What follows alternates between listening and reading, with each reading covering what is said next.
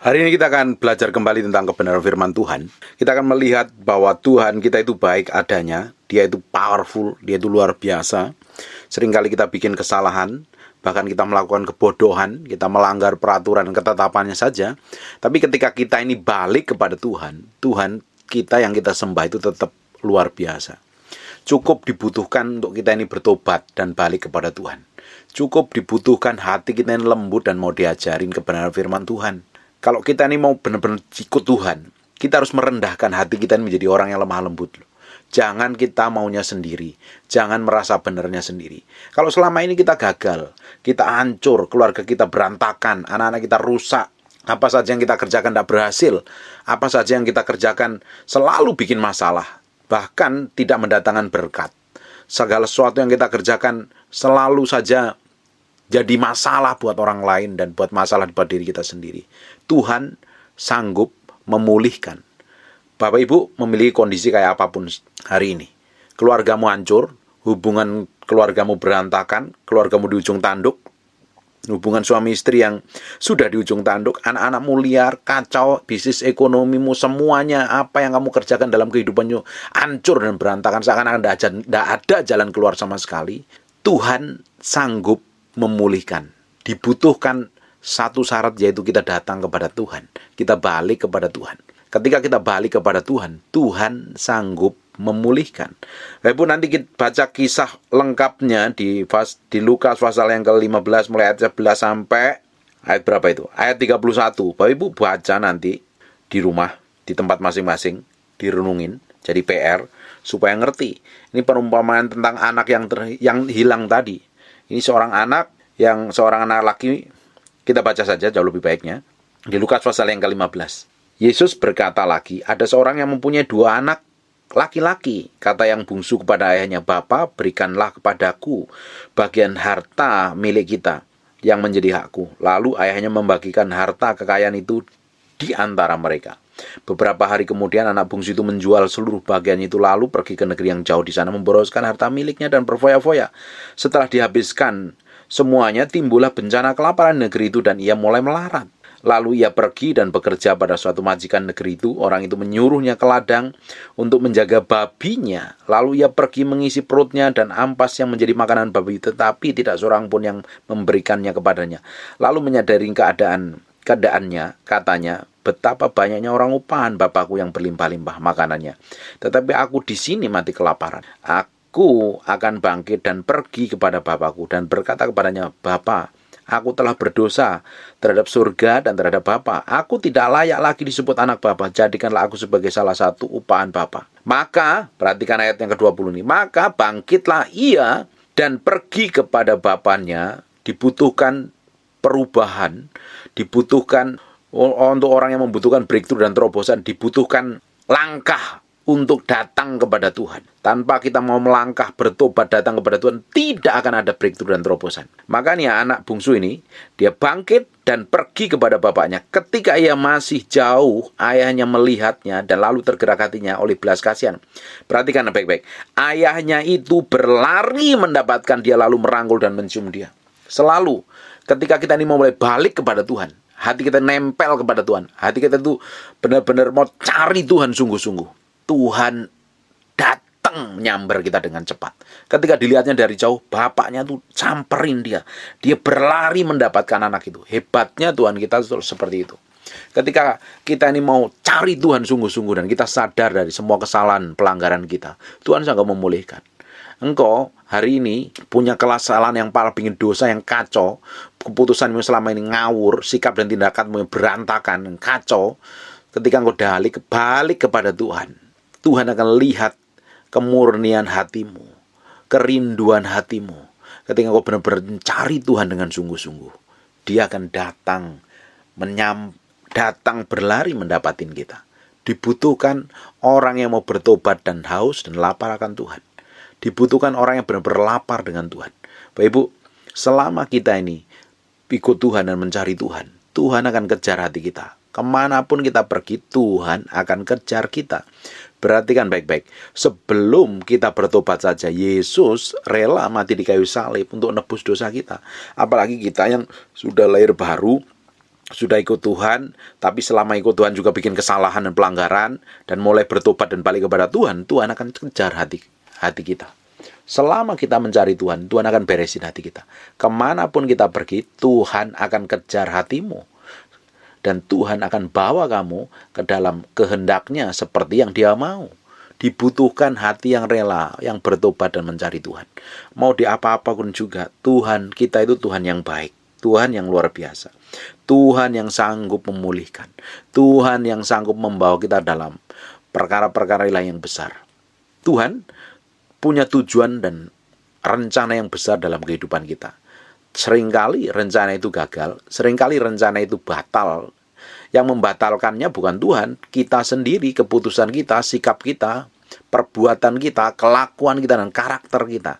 Makanya dibutuhkan hati yang mau dibentuk, hati yang taat, hati yang mau diproses, hati yang mau berubah. Ketika kita ini mau ambil sikap untuk berubah dan mencari Tuhan dengan sungguh-sungguh, Tuhan cepat nyamperin kita. Tuhan selalu punya inisiatif untuk membawa kita ini semakin dekat dengan Dia. Tuhan tuh pingin semua rencana itu digenapi buat orang percaya. Tapi yang jadi masalah seringkali didapatin tidak ada orang yang bisa dipercaya. Hanya orang-orang tertentu yang bisa dipercaya. Jadi saya berdoa Bapak Ibu yang rajin mendengarkan firman yang saya sampaikan ini bisa didapatin Tuhan menjadi orang yang percaya loh. Ketika kita ini bisa dipercaya, karena ada hukum Tuhan kan. Barang siapa setia dengan perkara kecil, Tuhan akan tambahkan perkara yang besar. Kalau kita ini dipercayakan segala sesuatu, tidak bisa kita tanggung jawab, kita kerjakan dengan baik. Kita sembrono, kita ngawur, bagaimana Tuhan akan tambahkan? Tidak akan ada promosi, tidak akan ada peninggian kalau kita nggak menjadi orang yang tidak setia. Bagaimana kita setia dengan sikapmu, perbuatanmu, hubunganmu dengan Tuhan, kelakuanmu, karunia, semua yang Tuhan berikan kepada kita. Bagaimana kita mengelolanya dengan baik? Kita ini didapati menjadi orang yang tanggung jawab apa tidak? Harusnya kita didapati menjadi orang yang tanggung jawab. Dibutuhkan orang yang mau mencari Tuhan dengan sungguh-sungguh. Berkali-kali harusnya Petrus itu dah binasa, jatuh di dalam dosa. Tetap saja Tuhan penuh kasih karunia-Nya masih diingatkan untuk bertobat. Dengerin baik-baik Bapak Ibu. Tuhan selalu membawa kita ke dalam proses di mana kita mengalami kemenangan. Selama respon hati kita ini benar di hadapan Tuhan, selama respon kita ini benar, hati kita ini nempel kepada Tuhan, Tuhan akan mampukan kita untuk berjalan dalam kekuatan dan anugerah-Nya. Makanya kita perlu nempel kepada Tuhan. Makanya kita perlu berdoa, makanya kita perlu bergantung sama Tuhan. Perlunya kita ini membangun hubungan keintiman dengan Tuhan. Ketika kita membangun hubungan keintiman dengan Tuhan, artinya kita tuh nempel kepada Tuhan. Kita bergantung sepenuhnya kepada Tuhan. Ketika pada titik tertentu kita dibawa dalam proses pencobaan, atau mungkin karena kebodohan atau sikap kita, kedagingan kita yang tanpa kita sadari atau kita sadari kita melakukan dosa dan pelanggaran, ujungnya kita akan bikin pelanggaran di hadapan Tuhan. Konsekuensi dari sebuah pelanggaran pasti ada. Tetap Tuhan berikan warning untuk kita balik kepada Tuhan. Untuk seorang jatuh di dalam dosa itu tidak ada yang instan. Selalu dimulai dengan warning dulu dari Tuhan. Ketika Bileam bikin kesalahan, tetap Tuhan warning, kasih peringatan. Itu kamu salah, itu kamu nggak benar. Miriam memberontak kepada Musa. Miriam dan Harun memberontak kepada Musa. Tetap saja Tuhan kasih warning dan peringatan. Selalu seseorang yang melakukan dosa di hadapan Tuhan itu dikasih warning dan peringatan untuk bertobat balik kepada Tuhan. Tetapi kalau ngotot tetap melakukan seperti yang kamu mau, nanti konsekuensinya kamu yang tanggung. Tuhan tidak menjadikan kita itu seperti robot. Kita bisa ambil keputusan yang free semau kita sendiri. Tapi harusnya keputusan yang kita ambil itu sesuai dengan apa yang Tuhan mau. Tuhan nggak jadikan kita robot ngikutin apa yang Tuhan mau selalu. Tuhan berikan free will. Bukti bahwa kita ini mencintai Tuhan, ya kita ngikutin apa yang Tuhan mau. Kalau kita cinta Tuhannya di mulut, di bibir saja, tapi di hati kita itu palsu, ya kita bisa melanggar semua pelanggaran, semua kebenaran firman Tuhan. Kita bisa ngomong haleluya di gereja, tapi sikap dan perbuatan kita penuh dosa, penuh kenajisan dan kekotoran yang melanggar kebenaran firman Tuhan. Bagaimana kita bisa dipercayakan hal besar? Kita diberikan kepercayaan untuk mengambil keputusan. Keputusan itu Tuhan taruh dalam hati kita. Setiap hari kita bisa mengambil keputusan loh. Ribuan keputusan setiap hari yang harus kita ambil sesuai dengan kebenaran firman Tuhan atau tidak. Kita mau berdoa apa tidak? Kita mau hidup kudus apa tidak? Semuanya di dalam diri kita sendiri harus memutuskan Bapak Ibu, dalam setiap hari Bapak Ibu diperhadapkan ribuan keputusan yang harus diambil sesuai dengan apa yang Tuhan mau atau sesuai dengan kedaginganmu. Ketika kita ini memutuskan sesuai yang Tuhan mau, tambah hari tambah kita berjalan dalam kekudusan, dalam kesucian. Bagaimana mungkin orang berjalan dalam kekudusan tidak diprotek dan dilindungi Tuhan? Tapi kalau diizinkan celah, diizinkan dosa, diizinkan pelanggaran di dalamnya, ya ujungnya kita akan kena problem dan masalah. Karena setiap problem dan masalah yang kita alami selama ini selalu karena kita mengambil keputusan yang salah di hadapan Tuhan. Sekalipun kita bikin kesalahan dan pelanggaran dan keputusan kita salah di hadapan Tuhan, Tuhan selalu bikin warning, kasih warning sama kita, kamu tuh salah, lalu bertobat, selalu dikirim orang secara ilahi untuk memperingatkan, bisa lewat media sosial, lewat khotbah, lewat YouTube, lewat manapun juga selalu Tuhan kasih warning supaya jalan kita itu benar di hadapan Tuhan. Makanya kalau jadi orang itu jangan ngeyel, jangan merasa benernya sendiri. Banyak orang merasa benernya sendiri. Ketika ditegur marah, dinasihatin nggak terima. Terus merasa dirinya hebat, merasanya dirinya pinter. Lalu bagaimana kita ngerti jalan Tuhan? Kita itu perlu rendah hati untuk ngerti kebenaran. Kita perlu banyak informasi, pengetahuan, hikmat, dan pengertian. Kita perlu pewahyuan. Kita perlu untuk menundukkan diri kepada firman. Baru jalan hidup kita itu benar di hadapan Tuhan. Tuhan mau kita ini mengalami kemenangan setiap hari. Apapun tindakan kita, apapun yang kita kerjakan, apapun yang kita lakukan, Tuhan mau kita mengalami kemenangan setiap hari. Kita menjadi representasi dari apa yang Tuhan kerjakan di muka bumi ini. Harusnya hidup kita merepresentasikan pekerjaan surga. Manifestasi dari pekerjaan surga, manifestasi juga dalam kehidupan kita sehari-hari. Tapi pada kenyataannya banyak orang tidak merepresentasikan kerajaan surga, merepresentasikan kerjaan dagingnya. Bisa juga merepresentasikan pekerjaan setan dalam hidupnya. Nah, kita itu perlu menaklukkan diri sepenuhnya di hadapan Tuhan. Ketika kita menaklukkan diri sepenuhnya di hadapan Tuhan, kan kembali pikul salib sangkal diri. Hawa nafsumu, egomu, amarahmu, semuanya ditaklukkan kepada Kristus. Supaya kita tetap berjalan dalam ketetapan Tuhan dan rencana Tuhan digenapi dalam kehidupan kita. Tapi kalau kita ini jalan mau kita sendiri, maumu sendiri, karena kamu merasa hebat, merasa pintar, merasa oke, dan orang lain salah semua, bagaimana kamu didapati berkenan di hadapan Tuhan? Bagaimana kamu bisa peka mendengar salah Tuhan? Wong Tuhan berkali-kali ketika kita bikin kesalahan, Tuhan kasih warning kok, kasih peringatan pada orang di sekitar kita kok. Selalu Tuhan pakai, bisa hamba Tuhan, bisa gembala sidang, bisa pendeta, bisa khotbah di YouTube, bisa anakmu, bisa orang lain, bisa siapapun, selalu kasih warning sebelum kamu terjerumus di dalam dosa. Makanya Tuhan itu baik sekali, Tuhan itu hebat sekali. Maka tidak ada orang yang jatuh dalam dosa itu instan, tiba-tiba jatuh dalam dosa. Selalu ada keinginan yang dibuahin. Nah, ketika keinginan itu sudah dibuahin dan matang, akhirnya jatuh dalam dosa. Biasanya ketika seseorang nih cinta Tuhan dan mengasihi Tuhan, Tuhan tetap kasih warning orang-orang di sekitar kita. Makanya perhatikan itu. Kita menjadi orang Kristen yang peka. Jangan ngikutin hawa nafsu terus. Dengerin nasihat orang lain. Dengerin firman Tuhan. Baca firman Tuhan. Miliki hubungan kedekatan dengan Tuhan. Supaya hidup kita itu berkemenangan dari hari ke hari. Hidup kita menjadi representasi dari kerajaan Allah. Kalau tidak, hidup kita merepresentasikan pekerjaan setan di muka bumi ini.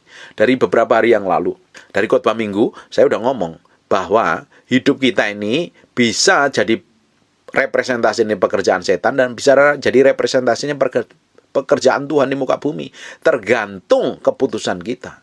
Kita mau hidup benar, hidup kudus, hidup pikul salib sangkal diri, atau hidup mengikuti daging.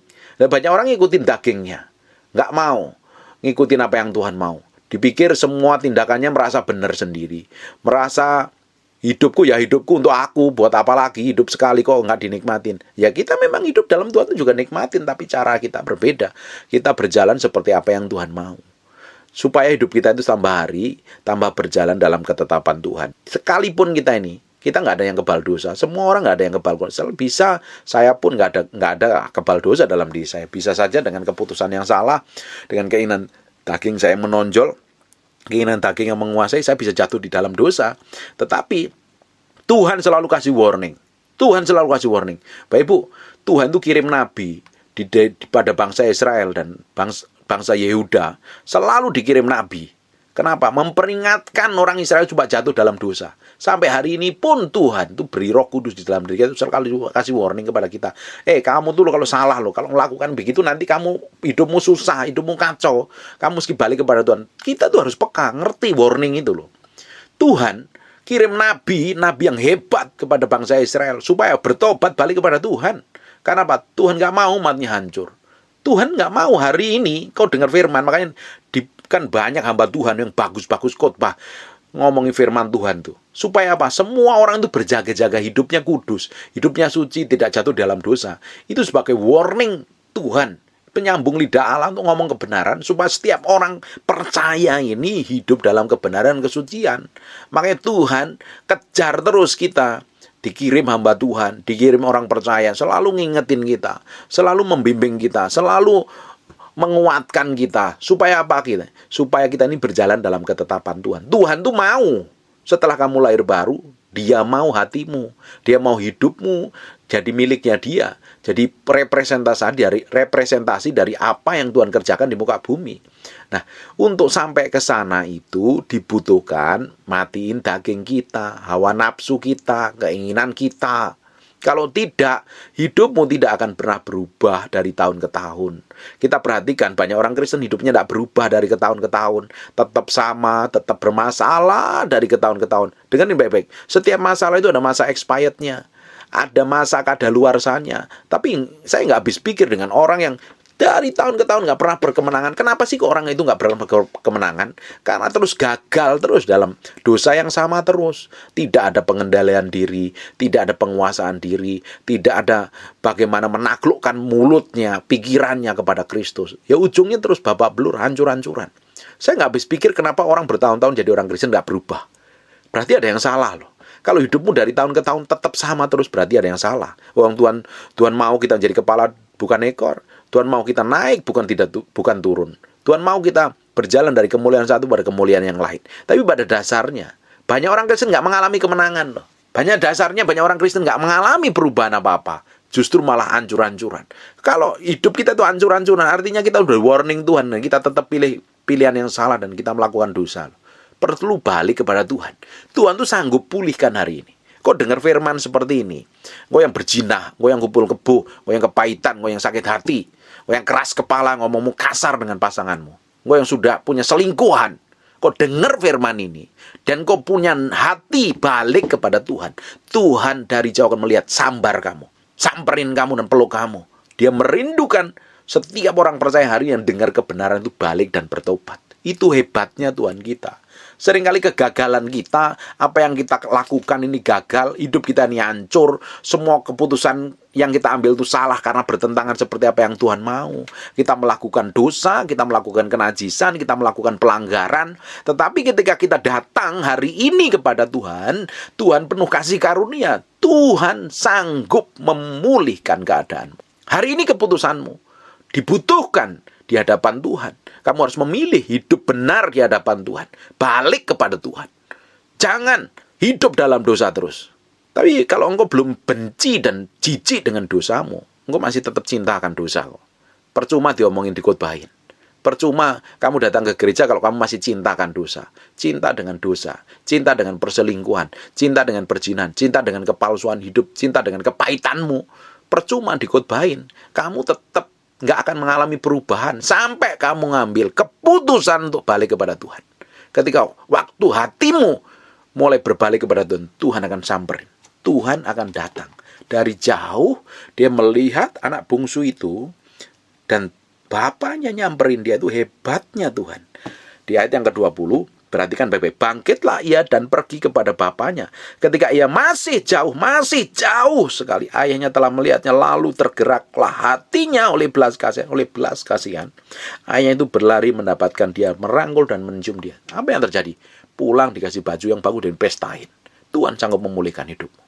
Keputusanmu dibutuhkan hari ini. Makanya saya bilang, kalau ikut Tuhan tuh jangan main-main. Kamu ke gereja, tapi kamu kelakuanmu masih jahat. Kamu ke gereja, tapi kamu kepahitan. Buat apa? Kekristenan kita tidak bisa ditipu. Kekristenan kita tidak bisa dimanipulasi. Kekristenan kita, sekalipun kita dekat pendeta, tidak akan pernah membuat hidup kita itu berubah. Sampai kita ambil keputusan untuk hidup benar di hadapan Tuhan. Dibutuhkan pertobatan. Setelah pertobatan dibutuhkan pikul salib sangkal diri. Disangkalin tuh. Ada orang yang sukanya berzina. Pinginnya berzina terus, selalu pengen berzina. Sampai kamu benci dan jijik dengan perzinahan itu, baru kamu bisa bertobat. Tapi kalau kamu masih cinta dengan perzinahanmu, kamu cinta dengan perselingkuhanmu, ya kamu nggak bakalan bisa bertobat. Sampai kamu benci dan jijik dengan dosamu, baru kamu bisa bertobat balik kepada Tuhan. Setelah kamu balik kepada Tuhan, kamu perlu pikul salib sangkal diri. Supaya menahan hawa nafsumu, nahan nafsu seksmu yang menggelora, supaya tidak berzina kembali, supaya tidak selingkuh lagi. Ini dibutuhkan komitmen hidup dengan Tuhan. Kekristenan itu bukan hanya sekedar agama, rutinitas agamawi, menjalankan rutinitas agamawi, tapi kehidupan komitmen berjalan bersama Tuhan setiap hari. Komitmen hidup kudus untuk menyenangkan Tuhan setiap hari. Dan kita perlu Tuhan, kita perlu bergaul dengan Tuhan. Kita perlu bergaul dengan Tuhan. Dibutuhkan keintiman dengan Tuhan. Tanpa itu, hidup kita akan babak belur. Saya berdoa, banyak orang akan mengalami kemenangan. Banyak orang bisa ngambil keputusan yang benar. Coba, sekarang kita kembali ke masalah masing-masing. Bapak Ibu ngalami masalah di keluargamu. Kamu punya masalah dengan suamimu, kamu punya masalah dengan anakmu. Kamu sendiri yang harus ambil keputusan untuk bertobat loh. Sampai kamu ambil keputusan bertobat dan balik kepada Tuhan, baru pelan-pelan Tuhan sanggup pulihkan. Tuhan bisa jamah suamimu, Tuhan bisa jamah anakmu, bisa Tuhan jamah istrimu. Tuhan bisa sanggup melakukannya. Dan dibutuhkan hati kita dulu yang bertobat di hadapan Tuhan. Jangan nuntut orang lain untuk berubah. Nah, kesalahan orang Kristen itu ingin menjadi Tuhan buat orang lain. Ingin nginjilin orang lain supaya orang lain bertobat. Enggak. Selama kamu kebutuhan itu melakukan kebenaran firman Tuhan. Kalau kamu lakukan kebenaran firman Tuhan, kamu praktek hidup kebenaran mencerminkan kehidupan orang Tuhan, orang lain akan melihat hidupmu akan berubah. Memang ada saatnya momen yang kita ngomong kebenaran, ngomong nginjilin orang lain. Tapi percuma kita nginjilin orang lain itu berubah, tapi kalau kelakuan kita itu busuk dan buruk, jadi batu sandungan berat orang lain. Jangan pernah tuntut suamimu berubah, tuntut anak-anakmu berubah, tuntut istrimu berubah.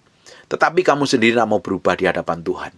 Dibutuhkan perubahan, dibutuhkan pertobatan, baru orang lain bisa melihat perubahan yang di dalam diri kita. Kita coba jadi Tuhan buat orang lain. Orang lain harus bertobat, orang lain bertobat, tapi mulut kita nggak bertobat. Kelakuan kita nggak bertobat. Sikap kita buruk, hati kita jahat. Buat apa? Kekristenan kita akan menipu. Ya kita kan masih di dalam dosa, itu artinya kan perlu pertobatan. Kita harus benci dan jijik dengan kepahitan. Capek.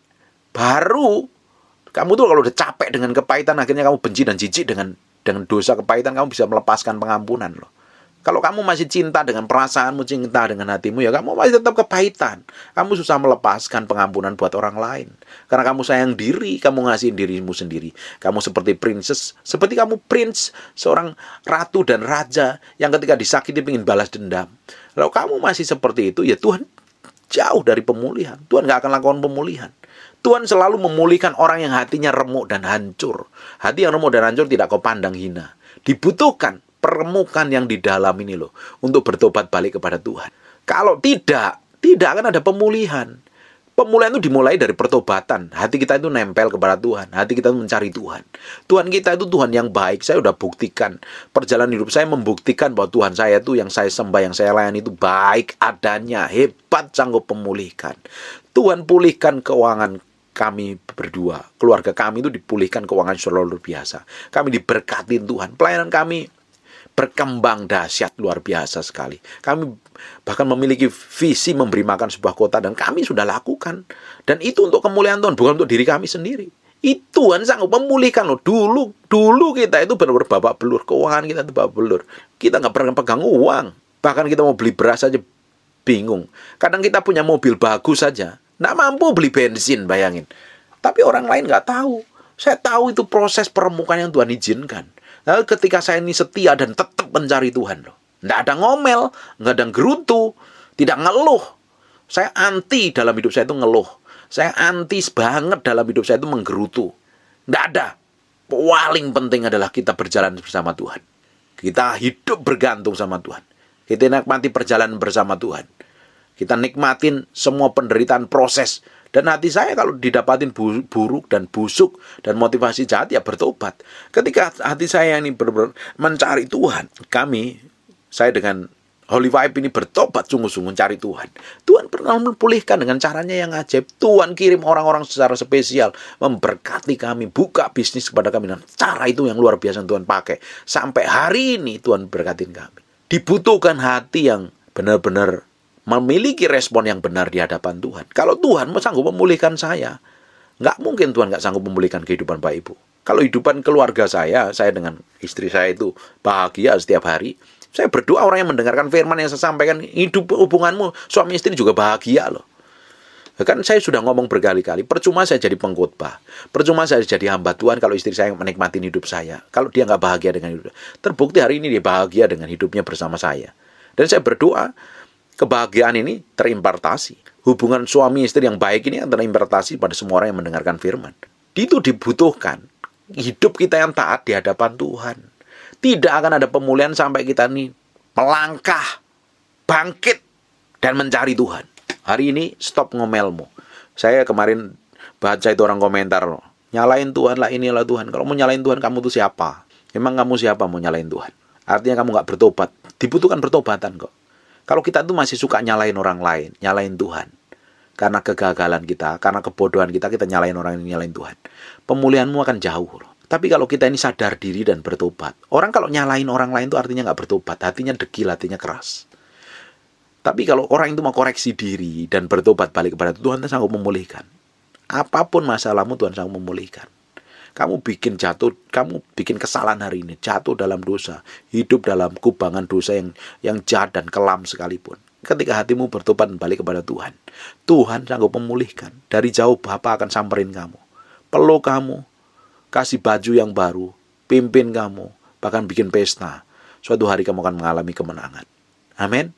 Tuhan kita adalah Bapa yang baik. Dibutuhkan pertobatan. Tapi kalau kamu nggak bertobat ya, urusannya akan lain. Urusannya akan lain. Udah diperingatin berkali-kali nggak mau bertobat. Diperingatin hamba Tuhan. Diperingatin suami, diperingatin istri, diperingatin anak, diperingatin pendeta manapun juga. Tapi kamu nggak mau bertobat. Nanti urusanmu akan berurusan dengan Tuhan. Coba buka Kejadian pasal yang ke-15 ayat yang ke-16. Tapi keturunan yang keempat akan kembali ke sini. Sebab sebelum itu kedurjaan orang Amori itu belum genap. Jadi kenapa sih hari ini kok kita bikin dosa, bikin pelanggaran, nggak bertobat-tobat, kok Tuhan belum hukum? Tunggu sampai kedurjanaan kita itu genap. Sampai cawan murka Tuhan itu genap. Baru nanti dihajar nanti. Yang ngajar bukan Tuhan, iblis yang ngajar. Tuhan nggak pernah hajar. Tapi kamu ketika bikin pelanggaran dan dosa, kamu menyerahkan hidupmu kepada setan untuk digagain, untuk dihancurkan. Tuhan nggak pernah menghancurkan. Tapi setan selalu menghancurkan, menggagahi, menguasai, membuat kita menderita. Kalau hari ini sudah berzina, sudah selingkuh, sudah nipu, hidup dalam kepalsuan, hidup dalam kepahitan bertahun-tahun, tidak mau bertobat, diperingatin nggak bertobat, masih sayang dengan perasaannya, sayang dengan hatinya. Tunggu sampai cawan murka itu, sampai kedurjanaanmu dan kejahatanmu itu penuh, sampai genap di matanya Tuhan. Habis nanti, urusanmu akan kena murka. Urusanmu akan berurusan dengan setan. Sebelum kedurjanaan, kejahatan kita, dosa kita genap, jauh lebih baik bertobat kepada Tuhan. Kalau hari ini belum ada murka Tuhan, belum ada hajaran yang mengerikan, hardikan yang mengerikan, bertobat balik kepada Tuhan. Jangan sampai dosa itu genap. Kalau genap, kamu nanti berurusannya ribet urusannya. Lihat nih, orang-orang yang dosanya genap, diperingati nggak mau bertobat, diperingati nggak mau bertobat, Bileam diperingati nggak mau bertobat. Ujungnya kemana? Mengerikan, mati. Yudas, kemana sekarang hari ini? Ke neraka dia, dibinasakan dari dosanya. Ada orang-orang yang hidupnya diperingatin berkali-kali, nggak mau bertobat, ujungnya urusan dia berurusan dengan Tuhan. Lebih mengerikan kalau berurusan dengan Tuhan. Kalau hari ini ada dosa dan pelanggaran, kamu dengar firman ini, cepat ambil keputusan untuk bertobat dan balik kepada Tuhan. Balik buru-buru kepada Tuhan. Cari Tuhan sungguh-sungguh. Minta datang kepada Tuhan. 1 Yohanes 1 ayat 9. Allah setia dan adil, barang siapa mengaku dosa, ia adalah Allah setia dan akan mengampuni dosa kita. Datang kepada Tuhan, akuin semua dosa dan pelanggaranmu, Tuhan sanggup memulihkan hidupmu. Tuhan sanggup memulihkan kehidupanmu. Tuhan sanggup memulihkan ekonomimu, Tuhan sanggup memulihkan keluargamu. Dibutuhkan hati yang datang kepada Tuhan dengan rendah hati, menyerahkan diri sepenuhnya. Saya melihat orang-orang yang dekat dengan saya, gara-gara YouTube saya layani dengan baik. Mereka adalah orang-orang yang pelan-pelan dipulihkan Tuhan. Saya melihat teman-teman dekat saya mulai dipulihkan Tuhan, mulai dijamah Tuhan. Ketika hatinya lembut dan mencari Tuhan, pelan-pelan Tuhan remukkan hatinya dan menurut apa yang Tuhan mau. Pemulihan itu cepat sekali. Cepat sekali. Ketika lihat hatimu berubah, ketika Tuhan hatimu mau bertobat, ketika Tuhan lihat hatimu mau berbalik kepada Dia, mulai kamu memiliki haus dan lapar akan Tuhan, Tuhan akan datang menjamah hidup. Tuhan akan datang memulihkan. Jangan nyerah hari ini. Kamu ngalamin apa hari ini? Nikmatin jalan sama Tuhan. Nikmatin jalan sama Tuhan. Kamu ngadepin aniaya, tekanan, himpitan, gonjangan, itu mah kecil kok. Itu mah sepele. Tuhan kalau mau memulihkan seseorang bisa seperti membalikkan telapak tangan. Mudah sekali. Tuhan bisa membuat seseorang diberkatin Tuhan itu powerful. Hanya dengan semalam, bangsa Israel dari budak menjadi orang yang kaya raya. Kaya raya yang diberkatin Tuhan. Luar biasa sekali. Hanya semalam. Tuhan bisa sanggup memulihkan. Hanya dibutuhkan hati yang mau bertobat dan balik kepada Tuhan. Balik kepada Tuhan. Cari Tuhan sungguh-sungguh. Cari Tuhan sungguh-sungguh. Kenali Tuhan sungguh-sungguh. Mulai taruh rasa haus dan laparmu akan Tuhan. Nanti lama-lama hidupmu akan dibawa dalam proses kematian daging. Dalam penyalipan diri, penyangkalan diri. Hidupmu, tujuan hidupmu, kemauanmu hanya untuk menyenangkan Tuhan. Menyenangkan Tuhan. Menyenangkan Tuhan dan menyenangkan Tuhan. Dan saya percaya Tuhan akan lakukan hal yang ajaib dalam hidupmu. Tambah hari, tambah dipakai Tuhan luar biasa. Tuhan berkati, Tuhan pulihkan, dan Tuhan lakukan hal besar. Jangan keraskan hatimu. Jangan keraskan hatimu. Tobat dan balik kepada Tuhan. Mulai hari ini ada pemulihan besar yang Tuhan sedang kerjakan. Tuhan hari ini nunggu respon hatimu. Tuhan nunggu sikap hatimu. Dari jauh Tuhan sedang mengamati kamu. Kalau hari ini kamu bertobat balik kepada Tuhan, Tuhan akan samperin, Tuhan akan peluk, Tuhan akan bikin pesta, Tuhan akan ganti bajumu dengan baju dari kehinaan, baju penuh kemuliaan, baju yang tidak compang-camping lagi. Tuhan kita itu hebat, Tuhan kita itu hebat. Saya buktikan Tuhan yang saya sembah itu hebat, luar biasa, terbukti sekali. Dan saya bangga memiliki Tuhan seperti saya. Tuhan seperti yang saya sembah. Tuhan yang saya sembah itu Tuhan yang luar biasa. Saya buktikan berkali, ribuan orang, ratusan orang dijamah dan dipulihkan di depan mata kepala saya sendiri. Mereka mengalami Tuhan dan hidupnya dipakai Tuhan luar biasa. Dan saya berdoa Bapak Ibu, ambil keputusan dan cari Tuhan. Tuhan akan memulihkan hidup mulai hari ini. Amin. Dibutuhkan pertobatan hati, balik kepada Tuhan. Tuhan sanggup memulihkan segala sesuatu yang ajaib. Tuhan selalu memberikan kesempatan.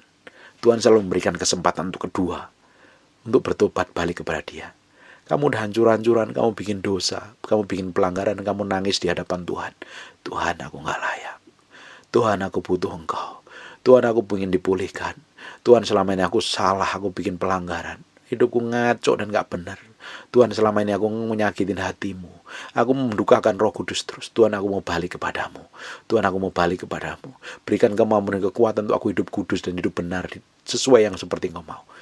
Dengan kasih karunia-Nya, Tuhan akan menjamah hidupmu mulai hari ini. Amin. Tuhan sanggup memulihkan hidupmu. Tuhan tangannya terbuka menunggu sikap hati yang benar di hadapannya. Amin. Sekarang buka Wahyu pasal yang ketiga, ayat ke-20. Lihat, aku berdiri di muka pintu dan mengetok. Dengerin. Hari ini Yesus ada di depan pintu dan mengetok. Jikalau ada orang yang mendengar suaraku dan membukakan pintu, aku akan masuk mendapatkannya. Dan aku akan makan bersama-sama dengan dia. Dan ia akan bersama-sama dengan aku. Hari ini Tuhan tetap mengetok hatimu. Bertobat, balik kepada Tuhan. Sampai tangannya berdarah-darah. Sampai tangannya dia berdarah, tetap ngetok. Tetap ngetok, tetap ngetok. Menunggu sampai engkau buka hatimu. Sampai tunggu buka hatimu. Ketika engkau mulai membuka hatimu, dan dia akan datang dan masuk. Tuhan itu Tuhan yang gentle. Dia butuh orang untuk membuka pintu baru diizinkan masuk, dia baru masuk. Dia tuh gentle sekali. Kalau nggak dibukakan pintu, dia nggak akan paksa masuk. Dia menunggu kita yang buka pintu. Kita izinkan dia masuk. Ketika kita izinkan masuk, dia masuk. Dia akan masuk memenuhi kita. Dia akan mendapatkan kita. Tapi kalau setan lain, dia nggak usah dibukain pintu. Dia nggak perlu dibukain pintu. Dia akan paksa untuk buka masuk pintu karena dia tamu yang kurang ajar. Dia ingin menguasain kita, bahkan ingin memiliki kita. Dia tamu yang tidak sopan, tamu yang tidak punya sopan santun, tamu yang sangat kurang ajar sekali. Namanya setan. Dia selalu ingin masuk dan menguasai hidup kita. Tapi Tuhan itu gentle sekali. Dia di depan pintu ngetok setiap hari. Bertobat, balik kepada Tuhan. Ini loh, ikut aku. Hidupmu itu udah gak benar. Hidupmu udah penuh pahit dan luka masa lalu. Kamu ikut aku, datang kepadaku. Ayo, mulutmu selama ini udah nyakitin banyak orang. Tinggalkan, diketok hatinya. Sampai nunggu kamu bertobat dan balik kepada dia. Dia ketok setiap hari, tangannya berdarah-darah. Tangannya berdarah, pingin engkau buka pintu dan kamu undang masuk dia. Baru dia akan masuk memenuhi hidupmu. Dibutuhkan hati yang rela untuk bertobat, mengundang Yesus masuk di dalam hatimu. Ambil keputusan untuk ikut Tuhan, hidup benar, pikul salib sangkal diri dan menyenangkan hati Tuhan. Tuhan hari ini the best yang dia lakukan adalah menunggu kita untuk bertobat terus, supaya kita balik kepada dia. Tahu nggak Bapak Ibu, ketika kita ini bertobat dan balik kepada Tuhan, Tuhan mau gandeng kita loh. Tuhan mau tuntun kita. Tuhan mau ajak kita makan bersama-sama. Tuhan mau ajak ngomong bareng-bareng. Seringkali kalau kita ini meeting atau ketemu, saya lebih suka ngomong sama istri waktu di meja makan. Sambil ngobrol kita makan. Kalau kita ngomong sama keluarga besar itu paling enak ngomong di meja makan. Yesus saja ngomong begini, aku lihat berdiri di muka pintu dan mengetok. Jikalau ada orang yang mendengar suaraku dan membukakan pintuku, aku akan masuk mendapatkan dan aku makan bersama-sama dengan dia. Dan ia bersama-sama dengan aku. Di meja makan dia akan singkapkan banyak hal. Kalau kita bertobat dan balik kepada Tuhan, Tuhan dapatin hati kita. Tuhan mau kita nempel kepada dia. Tuhan mau singkapkan hal-hal yang tersembunyi, hal yang besar di masa yang akan datang. Tuhan akan singkapkan rahasianya dalam kehidupan kita. Tuhan mau singkapkan hal besar dalam kehidupan kita. Dibutuhkan hati yang rela dan balik kepada Tuhan. Hari ini dibutuhkan hatimu balik kepada Tuhan. Ketika engkau balik kepada Tuhan, Tuhan akan dapatin hatimu, engkau akan singkapkan. Setelah engkau balik kepada dia bertobat, Tuhan akan bawa dalam rencana-rencana besar di masa yang akan datang, yang tidak pernah kamu pikirkan, yang tidak kamu bayangkan, yang tidak pernah kamu lihat, dan kamu pernah inginkan. Tuhan akan sediakan hal besar di masa yang akan datang. Tuhan akan promosi, Tuhan akan tinggikan, Tuhan akan pulihkan. Dan saya berdoa, keluarga yang hancur-hancuran, sama suami istrinya ribut, genggeran, dipulihkan Tuhan. Suatu hari keluargamu akan dipakai Tuhan untuk memulihkan keluarga-keluarga yang hancur. Engkau yang hidup dalam perzinahan, engkau akan dipakai Tuhan untuk melayani orang-orang yang hidup jatuh dalam dosa perzinahan. Engkau yang hidupmu kacau di kepahitan, engkau hidupmu akan dipakai Tuhan memulihkan banyak orang yang kepahitan. Tuhan akan pakai hidupmu dalam skala yang lebih besar. Ada rencana besar. Saya percaya sebelum pengangkatan, sebelum datang Yesus datang kedua kali, Tuhan sedang mempersiapkan mempelainya. Kita yang dipersiapkan hari ini. Makanya kamu mendengar firman seperti ini kan sedang mempersiapkan diri. Ketika Tuhan mempersiapkan diri menjadi jemaat yang dewasa, sebelum pengangkatan itu akan terjadi revival besar, kebangunan rohani besar, pertobatan besar-besar. Lalu yang dipakai siapa? Yang dipakai ya kita. Yang kita persiapkan hari ini. Hanya orang yang bisa mempersiapkan diri yang dia akan siap dipakai Tuhan. Makanya kita perlu bertumbuh terus di dalam Kristus. Ada hal besar yang sedang menanti, pekerjaan-pekerjaan yang mulia yang Tuhan siapkan dalam hidup kita. Tuhan akan pakai dalam kehidupan kita, memberkatin banyak orang, memulihkan banyak orang. Hari ini dimulai dengan tanggalkan dosamu, tanggalkan pelanggaranmu, benci dan jijik dengan dosamu. Izinkan Tuhan masuk di dalam hatimu. Kau undang Tuhan masuk dalam hatimu. Dan Tuhan sanggup memulihkan hidupmu hari ini.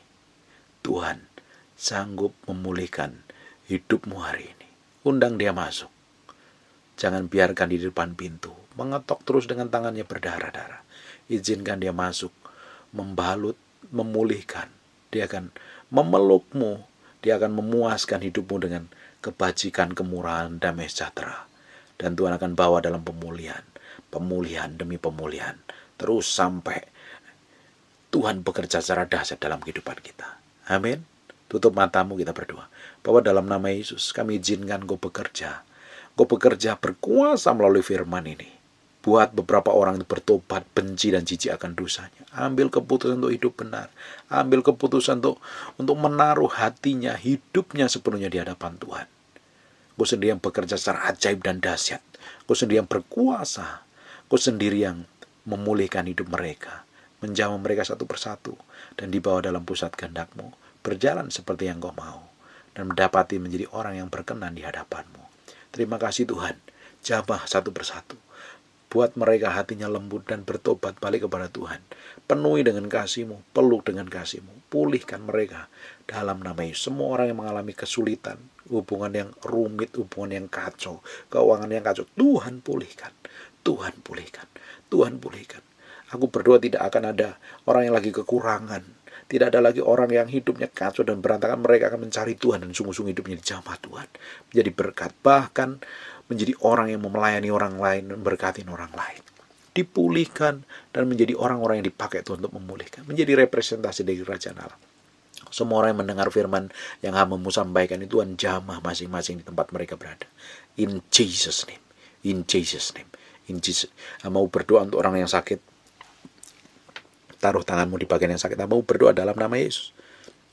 Untuk orang yang sedang sakit, berbaring di tempat tidurnya, sedang duduk, sedang melakukan aktivitas apapun yang sedang sakit, kamu berdoa. Oleh bilur Yesus, oleh darah Yesus, jadilah engkau sembuh. Sakit apapun datangnya bukan dari Tuhan. Kamu berdoa, tolak dalam nama Yesus. Jadilah engkau sembuh, jadilah engkau tahir. Dalam nama Yesus, dalam nama Yesus, dalam nama Yesus. Berkati semua orang yang mendengarkan firman ini tanpa terkecuali. Dan nama Tuhan dipermuliakan dalam kehidupan mereka. Roh Kudus bekerja secara ajaib. Kami kembalikan segala hormat, pujian, pengagungan buat Yesus Kristus Tuhan. Dalam nama Yesus. Haleluya. Amin. God bless you.